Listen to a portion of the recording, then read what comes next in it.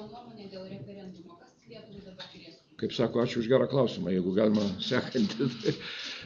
Žinot, sunku pasakyti. Iš tikrųjų, aš matau galimybę efektyviai vyriausybei, nepaisant ir šito referendumo rezultatų, tartis su ES vadovybė dėl pačių efektyviausių sprendimų. Ir, aš dar nors irgi kaip ir Aleksandras Abišala, kažkada buvau fizikas, čia galėčiau pradėti sakyti, kokią tenai tikimybę, ar 6,5%, ar dar kokį nors, aš to nevardinsiu, bet manau, kad nauja vyriausybė tikrai labai per greitą laikotarpį tektų ieškoti labai greitų sprendimų. Tiesą sakant, manęs visą laiką nepalieka vienas paprastas klausimas.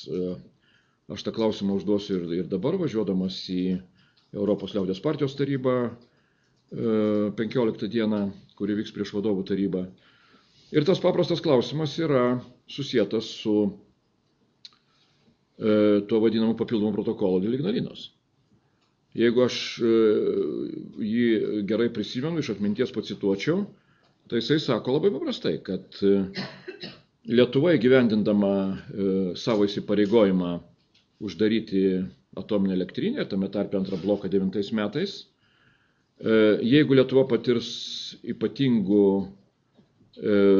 ekonominių sunkių krizinių išbandymų, vien dėl to, kad jin uždaro atominę elektrinę, tai jinai gali prašyti ypatingų priemonių iš ES institucijų, kad Lietuva gelbėtų nuo tokios krizinės situacijos, išskyrus negali prašyti Ignalinos antro bloko pratęsimo.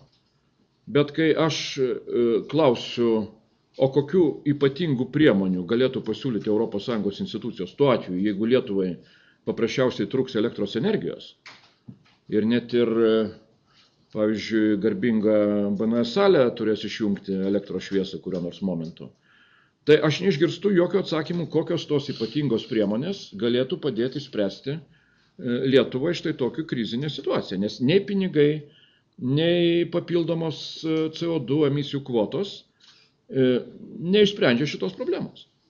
Tai ES turi pareigą duoti labai aišku atsakymą. Kokio ypatingų priemonių Lietuva gali prašyti iš ES, prognozuojant galimą krizinę situaciją susijusią paprasčiausiai su fiziniam galimybėm negauti pakankamo elektros kiekio. Ir mes turim gauti labai aišku atsakymą. Manęs neįtikins jokie pasakymai, kad ES pasirūpins papildomų elektros tiekimo, nes aš netikiu, kad, pavyzdžiui, vokiečiai galėtų kokiu nors būdu, lagaminais ar kaip nors, ar kibirais atvežti elektros papildomą kiekį į Lietuvą. Kai nėra laidų, tai atsakymai turi būti labai aiškus.